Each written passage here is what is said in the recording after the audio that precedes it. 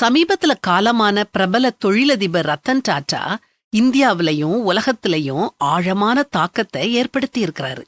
அடிப்படையில ரத்தன் டாடா ஒரு தொழிலதிபர். ஆனா ஒரு வித்தியாசமான தொழிலதிபர். ஒரு மழை நாள்ல ஒரு கணவன் மனைவி தங்கள் 2 குழந்தைங்களோட ஸ்கூட்டர்ல போன அவலத்தை பார்த்த டாடா நானோ காரை உருவாக்குனாரு. கார் துறையில போட்டிய உருவாக்குறது அவருடைய எண்ணம் இல்ல. ஏழை குடும்பங்கள் கண்ணியமா பயணிக்க தகுதியான வசதியை ஏற்படுத்தி கொடுக்கணுங்கிறது தான் அவருடைய கனவு. 1,00,000 ரூபாய்க்கு இந்த நானோ காரை கொடுக்கணும்னு திட்டமிட்டாரு. ஆனா முடியல. ஆனாலும் அவர் தன்னுடைய உன்னத நோக்கத்தை கைவிடவே இல்ல.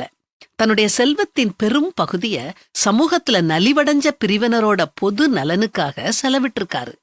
நம் நாட்டிலும் மற்ற நாடுகளிலும் உள்ள மக்களோட வாழ்க்கைய மேம்படுத்துவதற்கான அவருடைய அர்ப்பணிப்பு அவரை இந்த நூற்றாண்டின் சிறந்த பரோபகாரியாக மாற்றி இருக்குது. அவர் பணிவு, அடக்கம், தன்னலமற்ற தன்மை ஆகியவற்றின் உண்மையான உருவகமாக இருந்தாரு. அவர் எளிமையான வாழ்க்கைய வாழ்ந்தாரு. தன்னுடைய செல்வத்தையும் புகழையும் ஒருபோதும் பெருமையா நினைச்சதே இல்ல. உண்மையான புகழ் செல்வம் ஈற்றதுல இல்ல, சமூகத்துல ஒருத்தர் ஏற்படுத்தக்கூடிய நேர்மறையான தாக்கத்துலதான் இருக்குது அப்படிங்கிறத நிரூபிச்சவரு டாடா. அவர் தொட்ட கோடிக்கணக்கான உயிர்கள் மூலம் அவருடைய பெயர் என்றென்றைக்கும் நிலைச்சிருக்கும்.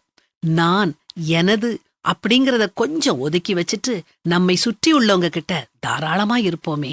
நாம எவ்வளவு அதிகமா ஆசீர்வதிக்கப்படுறோமோ அவ்வளவு அதிகமா மற்றவங்களுக்கு உதவவும் இந்த உலகத்துல மாற்றத்தை ஏற்படுத்தவும் எதிர்பார்க்கப்படுறோம். அவனவன் தனக்கானவைகளை அல்ல பிறருக்கானவைகளையும் நோக்குவானாக.